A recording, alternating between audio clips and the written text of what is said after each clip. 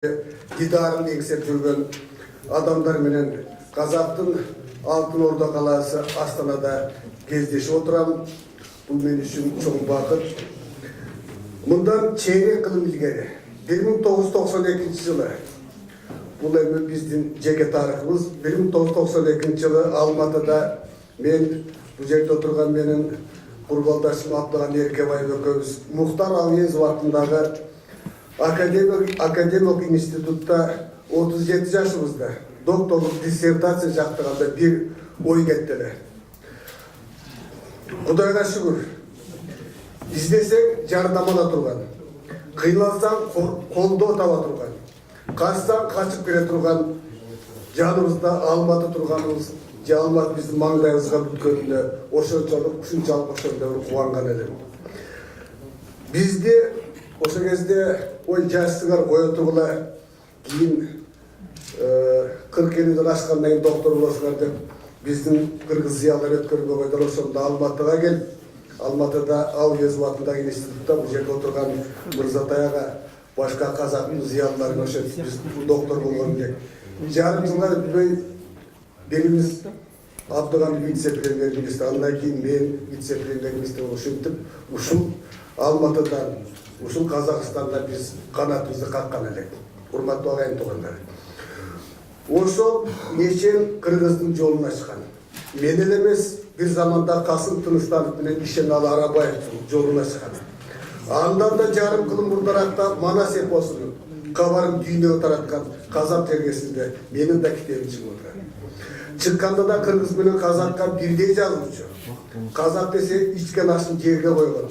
Чыңгыз жерге койгон. Алматы менен Астананы Бишкекке катары санаган Чыңгыз Айтматов тууралуу китебим чыгып отурат. Мен буга абдан сыймыктанам жана бул үчүн баарыбыздарга, анын ичинде эл аралык Түрк академиясына чын ниетимден ыраазычылык билдирем. Менин китебим тууралуу айтып отурбайын. Аны окусаңыздар билесиздер, бааңыздарды бересиздер. Бирок чекебиздин 90 жылдыгына карата китеп жазыңыз, биз чыгарып берели деп Дархан энем колдобосо, балким бул китеп жазылбай да калмак. Кудайга шүгүр. Азыр бул китеп Москвадан да чыгып атат. Москвадагы Молодая гвардия басмасынан кадимки «Жизнь замечательных людей» деген сериядан чоң тиражмен чыкканы турат. Чыңгыз Айтматов ким эле? Чекең алысты жакын кылган. Калктардын, модалияттардын ортосунда көпүрө курган улуу адам эле. Айтматов кыргыз менен казактын ким экендигин, эмне калк экендигин жазган. Алардын улуттук мүнөзүн ачкан. Тоолор менен талаалардын улуулугун, руханий дүйнөсүн ачкан гений эле.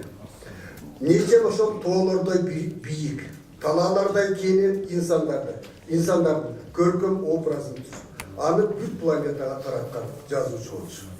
Азыр эле фильмден көрүнгөндөй, кыргыз казактын ичинен ракетадай зор мейкиндиктерге чыгып, СССР деген зор мамлекеттин бирден бир жазуучусуна, мактанычына, ошол менен бирге анын катаал сынчысына, оппонентине айланган адам. Ошол үчүн мен да китебимде Айтматов последний писатель империи деп атам. Жамиля повестинде мындай бир сөздөр бар. Шуну уруксат берсеңиздер, Айтматовдун өзү жазган орус тилинде окуйм. Больше всего меня поразило, какой страстью, каким горением была насыщена песня, которую вдруг запел Данияр. Я не знал, как это назвать. Да и сейчас не знаю, вернее, не могу определить, только ли это голос или еще что-то более важное, что исходит из самой души человека. Что-то такое, что способно вызвать у другого такое же волнение, способно оживить самые сокровенные думы. Если бы я только мог хоть в какой-то мере воспроизвести песню Данияра, в ней почти не было слов. Без слов раскрывала она большие человеческие души. Но ни до этого, ни после, никогда я не слышал такой песни. Она не походила ни на киргизские, ни на казахские мотивы. Но в ней было и то, и другое.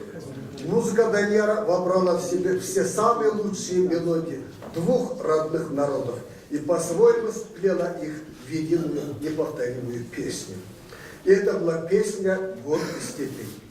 то звонко взлетающая, как горы киргизские, то раздольно стелющаяся, как степь казахская. Құрматтағандар, Айтматов арамыздан кеткеніне биыл 10 жылдың түсіп отыр. Енді біліп отырамыз. Көрсе, чекеміз ушул сөздерді бізге мурас қатары, осият қатары қалдырып кеткен екен. Ушундан мындан bir mesele суроо турган.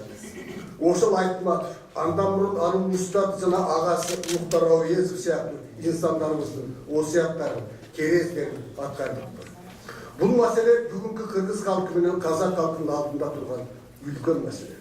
Bir кезде Манастын жүзүн ачкан Чокан Валихан, Чекенин жазуучулук жүзүн ачкан Мухтар Ауезовдун ыйык салттарын, ал салттарды жаңы деңгээлге чыгарып, биздин милдет болуп турат.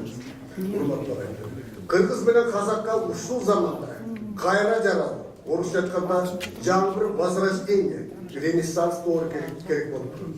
Ал боз ишке ашырыш үчүн Абай менен Токтогуздай, Чокан менен Ауезов, Чокандай, Ауезов менен Айтматовдай тулгалар, символдор, өрнөктөр керек болуп турат. Илгери Федор Михайлович Достоевский Пушкиндин эстелигин ашып bir söz айткан экен. Пушкин жөнүндө.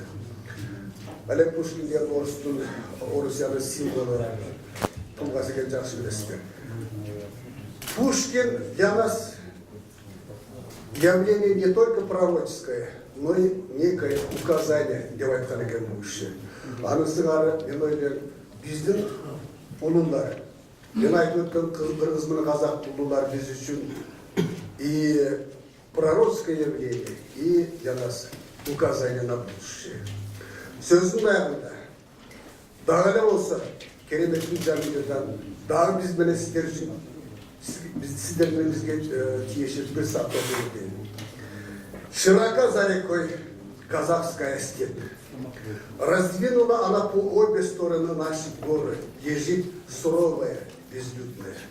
Но в то памятное лето, когда грянула война, Великая война, загорелись огни по степи, затуманили ее горячей пылью табуны строевых коней, поскакали ганцы во все стороны.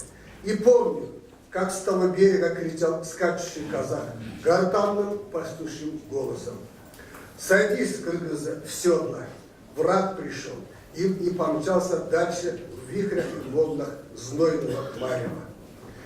Всех подняла на ноги степь, и в торжественно суровом гуле двинулись с горы по долинам наши первые конные полки.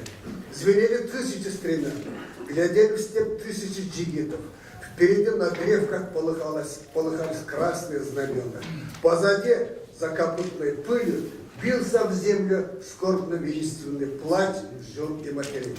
Да поможет вам степь, да поможет вам дух нашего богатыря Манаса. Рахмат. Осындай мазмұнда кітап үшін